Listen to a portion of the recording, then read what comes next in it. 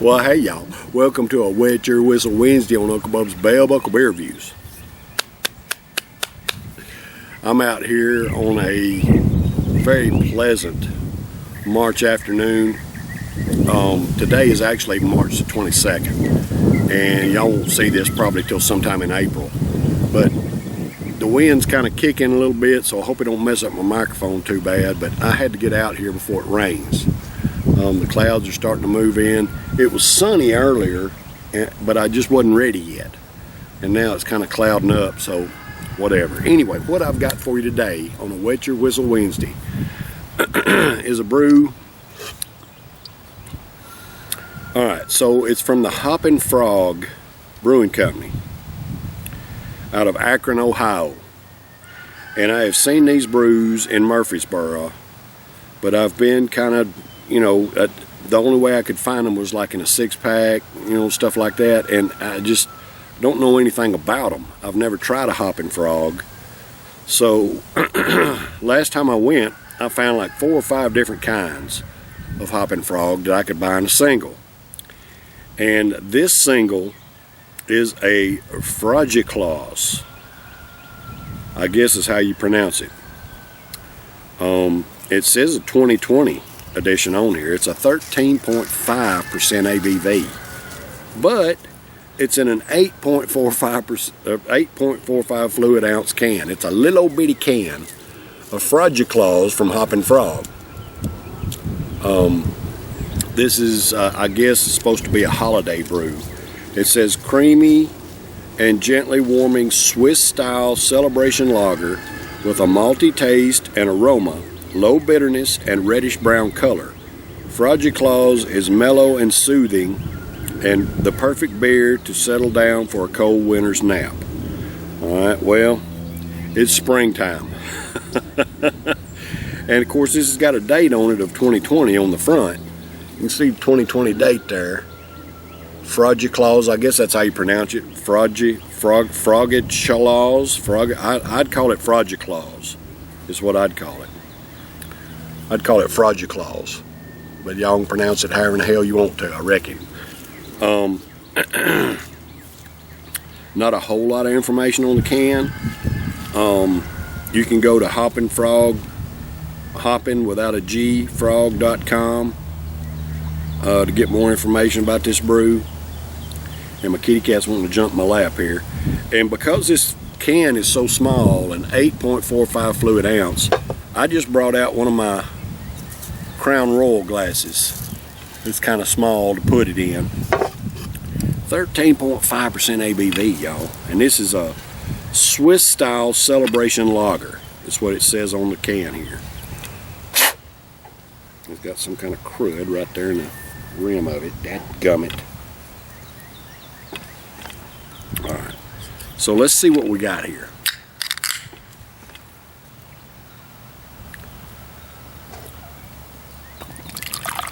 Oh my goodness, look at that. Looks like rusty water. I probably should have brought out a bigger glass, but I got about half of it in there. But it looks like rusty water, y'all. It's hazy.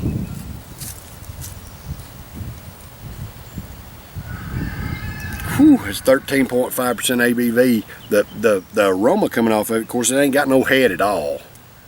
Ain't got no head. I probably should have brought out a bigger glass, but the aroma coming off of it is it's kind of like y'all see that? Y'all see that reflection there in the bottom of it? Isn't that cool? This is a Crown Royal glass, but got the rusty water color in the bottom of it there. Isn't that neat? Anyway, whatever. The aroma is unique. It's something like I've never smelt before. But a hazy, rusty water looking brew. I don't know how this is going to be, y'all. 13.5% ABV. Let's give it a shot here. So this Hoppin Frog Frogichlaus Frogichlaus out of Akron, Ohio, at a 13.5% ABV. This is for all American workers, and it kind of looks like a hazy whiskey. Is what it looks like. It's got the whiskey color, just hazy instead of bright. So this is for all American workers. Hey, I love and appreciate y'all. Thank you for the hard work that you do to provide for yourselves and your families, just like I do. Cheers, brothers and sisters.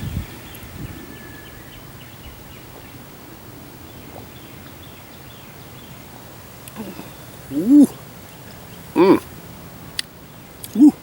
It's got a little boozy flavor to it. Just a little bit of boozy flavor to it. It's not a chuggable brew at a 13.5%. But it does have a good flavor.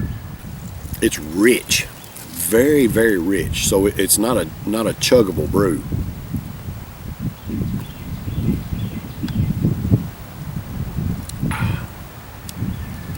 It's definitely a sipper, but it's got a very unique flavor to it. For what it is, I'm gonna score it a B plus. It's got a good flavor, but to describe it is kind of difficult because I'm getting a bourbonish flavor off of it. That's not hardly a bourbon. You know, most of you barrel age, well, I say that. In my experience, the bourbon flavor comes through as bourbon flavor in some of these beers, the barrel aged beers. It'll be the bourbon flavor without a burn. This one has a bourbon-ish type flavor without the burn. At first I said it was boozy.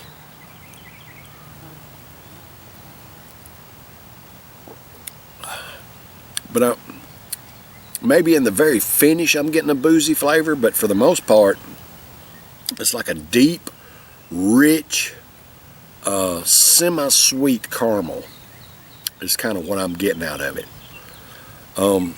Very rich. This is not something you could chug. I mean, I guess you could if you want to. To me, if I chugged this, I'd probably get sick because it's got a sweetness to it that, you know, me knowing my own system, it just wouldn't do well for me to chug something like this. But to sip it, it's very enjoyable. I think a B plus is a good score for it. To me, I give $6 for this can, y'all. 8.45 fluid ounces or 13.5. I went ahead and bit the bullet and give $6 for this can, just so I could try it. And I'm not sorry. I'm not sorry I paid that for it. It's a decent brew. It's not the best stuff I've ever had, but it's not yucky either. I mean, it's definitely a sipper.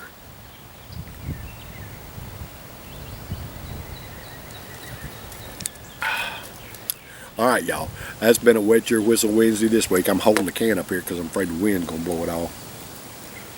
And I'm out here. Today's March 22nd. I'm out here in between watching the NCAA women's basketball tournament. I love watching the women play, y'all. I like watching the women play more than I do the men, to tell you the truth. I have never been much into basketball until this year. I started really watching it, and I found that I really enjoy watching the women play more than I do the men. I mean, I just love women.